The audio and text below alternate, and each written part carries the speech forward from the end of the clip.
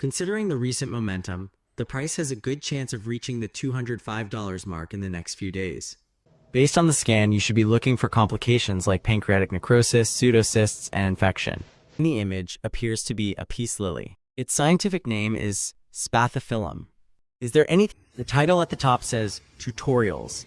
In the upper right, there is Japanese text that explains rage gauge. All right, everyone, buckle up because we're diving deep into what might just be the most mind-blowing AI tool of the year, courtesy of Google. I'm calling this thing Gemini Live, and it's like having a super intelligent, hyper-capable assistant right in your pocket. This isn't just some incremental update. This is powered by Google's revolutionary new model, Gemini 2.0, a massive leap beyond anything we've seen before. What makes Gemini 2.0 a game changer is that it's natively multimodal. Think of it like this.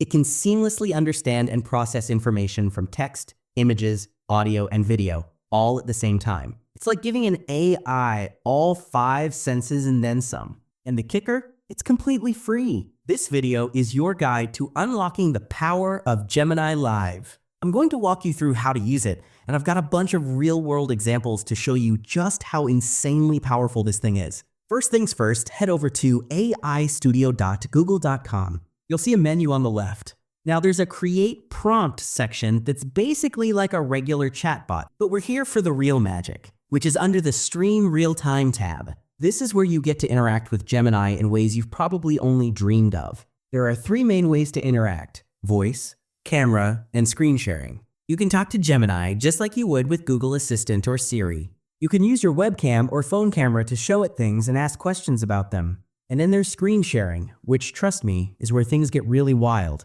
You get to choose the Gemini 2.0 Flash model. That's the super intelligent brain behind all of this. And you can even pick from different voices, with Puck being the default. All right, let's jump into some examples. Imagine you're a student drowning in a sea of economics notes.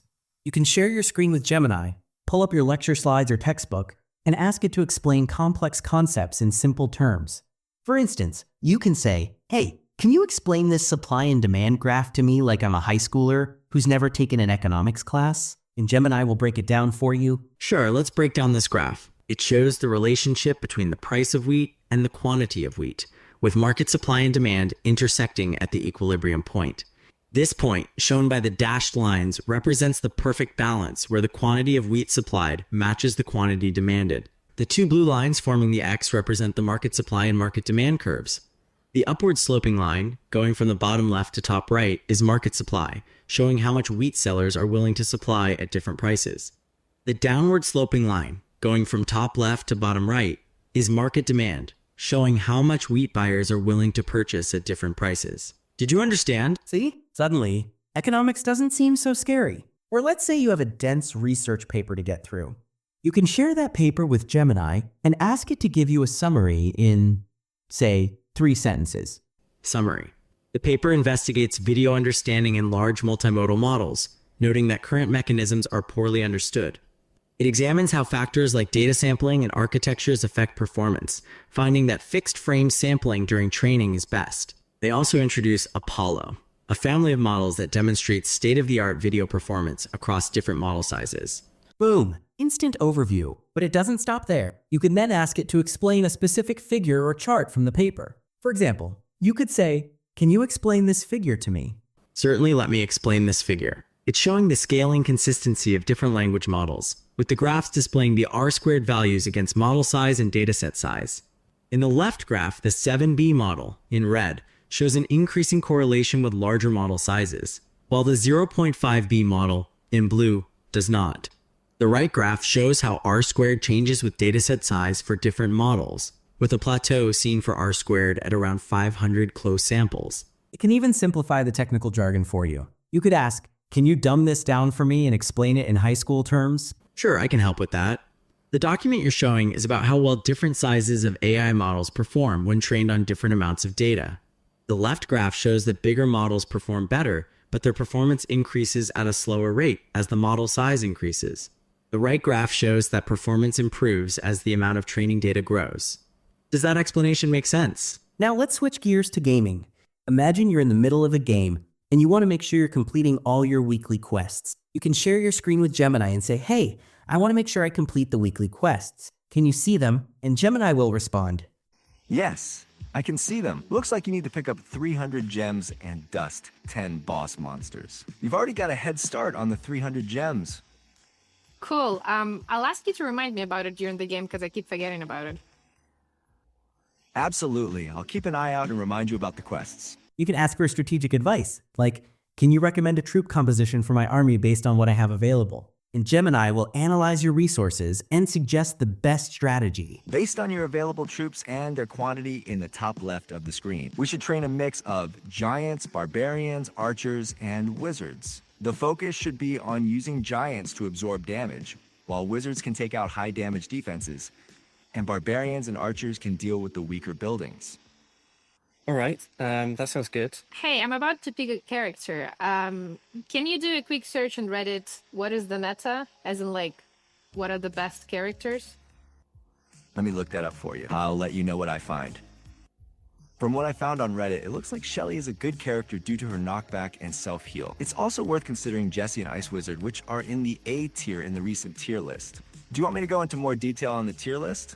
And if you're playing a game in a language you don't understand, Gemini can translate it for you in real time as you play. Just imagine the possibilities. Okay, I see a new tutorial screen. The title at the top says Tutorials.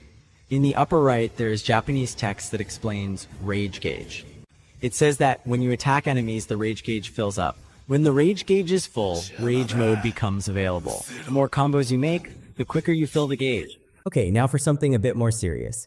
Medical diagnosis. Let me be clear. Gemini is not a replacement for a doctor, but it can be an incredibly useful tool for getting a second opinion. You can upload medical images, like dental x-rays, and ask, are you able to see if there's any cavities in this image? I'm unable to diagnose any cavities based on the X-ray image. It's best to consult a dentist for any dental concerns. I can see that you've shared another dental X-ray image. Based on this image, I see that the teeth appear to have some darker areas that could be cavities. However, I can't say for sure if there are cavities, and I recommend consulting with a dentist for a professional diagnosis. Okay, if I were a dentist looking at this X-ray, I would say that the dark area on the side of the tooth is a strong indicator of a cavity. In another example, a user shared a CT scan and asked, what organ am I pointing to now with my cursor? What do you see? Can you describe what image I'm scrolling through right now? The image you're showing is a CT scan of the abdomen. It displays the liver, stomach, and surrounding structures. What organ am I pointing to now with my cursor? You're currently pointing to the spleen with your cursor. Okay, Gemini, what am I pointing to now? What organ? You're now pointing to the liver. Okay, so I'm scrolling down here now. Gemini, what am I pointing at now? What organ is this? You're now pointing at the pancreas. Okay, and do you see anything abnormal on this scan? Yes, there is a small amount of fluid around the spleen and the pancreas on the scan, which could be a sign of inflammation or injury. Okay, anything else that you notice about the pancreas? The pancreas appears somewhat swollen, which could suggest pancreatitis. Okay, the patient has an elevated lipase level. What do you think about that? Given the elevated lipase levels and the appearance of the pancreas, it is highly suggestive of pancreatitis. Okay, what complications should I be looking for? Based on the scan, you should be looking for complications like pancreatic necrosis, pseudocysts, and infection. In fact, it even correctly diagnosed acute pancreatitis in one user-reported case, which is just mind-blowing. Let's move on to software assistants. Say you're using Adobe Premiere Pro, and you want to add a blur effect to a video clip. You can share your screen and ask Gemini, I want to add a blur to the scene. Could you please tell me how to do that? Sure, I can help you with that. To add a blur effect in Premiere Pro, first select the clip that you want to blur in the timeline. Then, navigate to the effects panel on the left side of the screen, type blur in the search bar, and drag the Gaussian blur effect onto your clip. After that, adjust the amount of blur you want in the Effect Controls panel, which should appear when you select the clip. Amazing. Have I done it right here? Okay, I can see you've added the Gaussian blur effect to your clip. The blurriness is set at 75, and it appears to be a horizontal blur. Is that correct? That's absolutely correct. Thank you so much. It's like having a patient, knowledgeable tutor right there with you. And here's a fun one. Gemini can even explain its own settings. Under the Tools section in AI Studio, you'll find options like Code Execution, which lets the model run code, Function Calling, which allows it to use external tools and APIs, Automatic Function Response, which makes it respond with results of a function call without needing more instructions, and Grounding. Grounding is super useful because it lets Gemini search the web and provide links to the sources it's using in its responses. You can ask it, what exactly does this grounding feature do? And it will explain it to you in simple terms. It is similar to Perplexity AI, which is a very useful feature to have inbuilt. Now let's talk about financial analysis. Again, a disclaimer. Gemini is not a financial advisor and can't give you actual financial advice. But in a simulation, you can share a stock chart with it and ask it to make a prediction based on the patterns it sees. You could say, based on this chart, what do you predict the price will be after 5 days? Okay, since this is a simulation, I can give you my prediction based on the chart you are showing. It appears that the price has been increasing lately, so my prediction is that the price could be around 205 after 5 days. Keep in mind that this is only a prediction based on the chart patterns. It will even explain its reasoning. Looking at the chart, the price has seen a strong upward trend since the beginning of December. The price has gone above the green simple moving average line, indicating positive price movement and high volume in the last few days. Considering the recent momentum, the price has a good chance of reaching the $205 mark in the next few days. For all you coders out there, Gemini can be your new best friend. Share your code with it, and it can help you debug, refactor, and understand your code. But I have a question. I just launched my app using the Run button, but I want to preview it in a tab. How can I do it in Replit? It sounds like you want to preview your app in a new tab instead of using the Run button. To do that in Replit, you can use the Web View option located in the menu bar at the top of your screen. This will open a new tab with your application. All right. I have opened a new tab, but where is the Web View option? The Web View option is located in the menu bar at the bottom of the right side panel. It's below the user settings and above the workflows options. You can click on it to open a web preview of your app. That's right, I found it, and now I have a preview of my app. But the fun doesn't stop with your computer. You can use Gemini on your phone too. Let's say you're at the pharmacy and you want to know more about a medicine. You can scan the label with your phone's camera, and Gemini can tell you about the dosage, usage instructions, and ingredients. It can even tell you what the medicine is generally used for. Based on the label, it is a cream containing mucopolysaccharide polysulfate. It is applied to the affected area once or twice daily. The purpose of the medication is not stated on the label. Mucopolysaccharide polysulfate is generally used to treat inflammation and pain associated with soft tissue injury. Or imagine you're at a restaurant with a menu in a language you don't understand. Just take a picture of the menu, and Gemini can translate it for you. It appears to be a menu from a restaurant. It seems to be a dim sum menu, specifically. It appears that the items with numbers 83 and 223 are ticked. Okay, item number 83 is steamed bamboo roll with vegetables, and item 223 is steamed 1,000-layer cake. And for all you students out there, Gemini can be your personal homework helper. Stuck on a geometry problem? Share a picture of it with Gemini, and it can guide you through the solution without just giving you the answer. It'll lead you through the steps, helping you learn the concepts instead of just memorizing answers. Here's another cool use case. Plant identification. Take a picture of a plant, and Gemini can tell you its name. And get this, it often provides more up-to-date information than physical plant labels, including updated scientific names. Okay, I see the image you've shared. The plant in the image appears to be a peace lily. Its scientific name is Spathiphyllum. Is there anything else I can help you with regarding this plant? Now, for the visually impaired, Gemini has an experimental feature where it can act as a guide. You could say, I'm blind, and I'm trying to cross the street. Can you guide me and let me know when it's a green light? Okay, I understand that you are blind and need help crossing the street. Currently, the pedestrian light is red, and there are still cars passing through the crosswalk, so please wait. I'll let you know when it turns green. The pedestrian light is now green. You can begin to cross the street.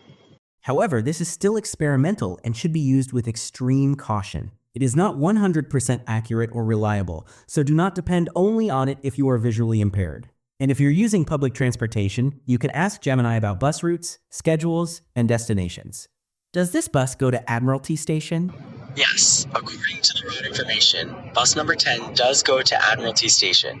There's also a Talk to Gemini feature that lets you have voice conversations with it. Right now, it's a pretty basic text-to-speech voice. But here's the exciting part.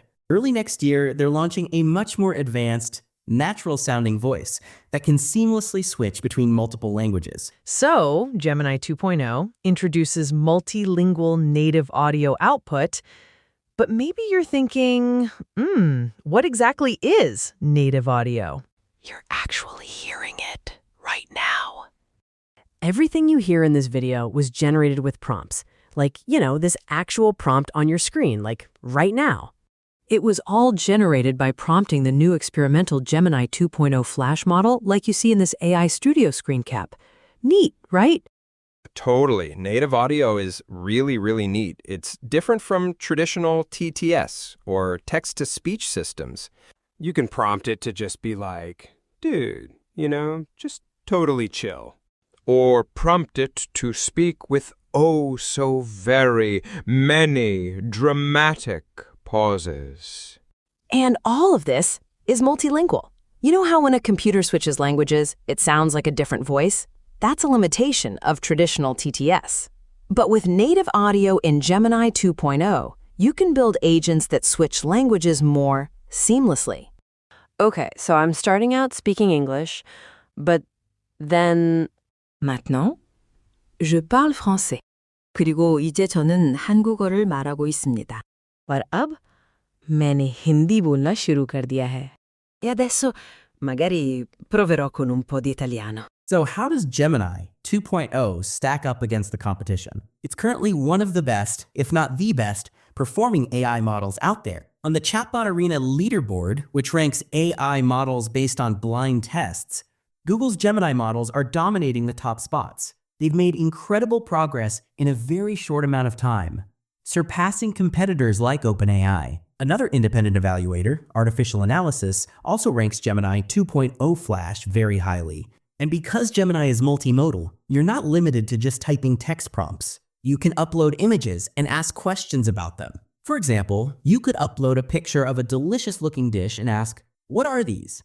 Please give me a recipe to make these." And Gemini will identify the dish and provide a detailed recipe, complete with ingredients and instructions. You can even upload audio files, like podcasts generated by tools like Google's Notebook, LM. And Gemini can give you a transcript, complete with timestamps and speaker identification. It's an incredibly powerful tool for anyone who works with audio or video content.